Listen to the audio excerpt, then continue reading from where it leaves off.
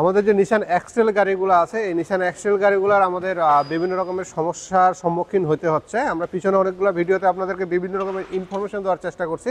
তো আজকে একটু ছোট্ট ইনফরমেশন দেবো, কারণ হচ্ছে এই গাড়িটা যেহেতু আমাদের কাছে গিয়ার বক্সের কাজের জন্য আসছে। তো এই গাড়িটার দুইটা প্রবলেম ছিল, একটা হচ্ছে গিয়ার বক্স আর একটা হচ্ছে আপনার ব্রেক বুস্টার যে মোটরটা আছে সেই মোটরটা নষ্ট হয়েছিল, প্যাডেলটা হার্ড হয়ে যেত, মাঝে মাঝে কোড আসতো, মাঝে মাঝে আসতো না, কিন্তু যখন আসতো তখন প্যাডেলটা হার্ড হয়ে যেত আর ভিতরে একটা শব্দ হতো পি পি করে।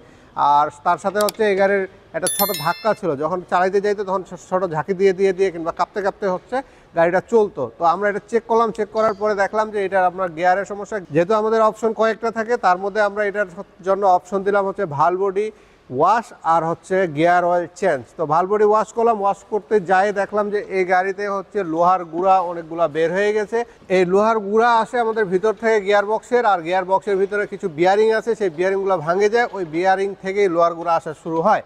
এই লোহার গুঁড়া আসা মাত্রই আমাদের ভাল বডিতে অ্যাটাক করে, আর ভাল বডিতে লোহার গুঁড়া গেলেই ভাল বডিটা নষ্ট হয়ে যায়। আর এই নষ্টের কারণে হচ্ছে আমাদের এই ধাক্কার সম্মুখীনগুলো হইতে হয়। অনেক সময় দেখা যায় এই ভাল বডির জন্য গাড়ির আরপিএম হাই হয়ে আবার স্টার্ট বন্ধ হয়ে যায়, তখন কিন্তু আমাদের এগুলো সবগুলো গিয়ার বক্সের ইস্যু হয়ে যায়। আর যদি আমাদের গাড়ি একেবারে রাস্তায় ব্রেক হয়ে যায়, কোনো রকমের স্টার্ট হচ্ছে না, সেক্ষেত্রে আমাদের মোটরের প্রবলেম হয়ে গেছে, চার্জিংয়ের প্রবলেম হয়ে গেছে, এই কারণে আপনার হচ্ছে গিয়ার বক্সটা নষ্ট হয়ে গেছে। তো এখানে দুইটা পার্ট হয়ে গেছে, একটা গিয়ার বক্সের মোটর আর একটা হচ্ছে ভাল বডি। এই দুইটা হচ্ছে মেজর সমস্যা এই গাড়িগুলার জন্য, নিশান এক্সেল যে গাড়িগুলো আছে। তো আমরা এই গাড়ির এখন রিপেয়ারের একটা অপশন, যেহেতু প্রথমে আমরা ওয়াশের অপশনটা দিলাম, দেওয়ার পরে এখন আমরা যখন কমপ্লিট করতে পারলাম না, তখন ওনাকে সব কিছু আমরা ভেঙে বললাম, বলার পরে উনি এখন বললো ঠিক আছে তাহলে আমরা রিপেয়ারের প্রসেসে যান। তো আমরা এই গিয়ার বক্সটা রিপেয়ার করলাম। রিপেয়ার করতে বলতে হচ্ছে যে আমাদের যে ভাল বডিটা আছে সেই ভাল বডিটা আমরা চেঞ্জ করলাম, রিকন্ডিশন একটা ভাল বডি লাগাইলাম, লাগাই এখন গাড়ি রেডি করবো, ক্যালিব্রেশন করবো, দিয়ে তারপর আমরা চালাই দিয়ে যাবো। যদি গাড়ি সব ওকে থাকে তাহলে আমরা গাড়ির কাস্টমারকে গাড়ি হয়তো বা ডেলিভারি দিয়ে দিতে পারবো। তো এরকম আপনাদের গাড়ির হচ্ছে বিভিন্ন রকমের সমস্যা হচ্ছে।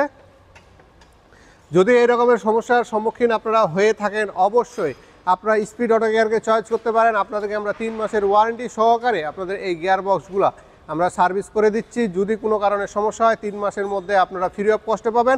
তবে এই গিয়ার বক্সগুলো একবার রিপেয়ার করলে এগুলা মোটামুটি 2-3 বছর কিচ্ছু সমস্যা হয় না, তারপরেও বেশি যায় যদি আপনারা রেগুলার মেনটেনেন্স করতে পারেন। আর কী কী মেনটেনেন্স করবেন এগুলো সব তো আমরা আগের ভিডিওতে বলে রাখছি।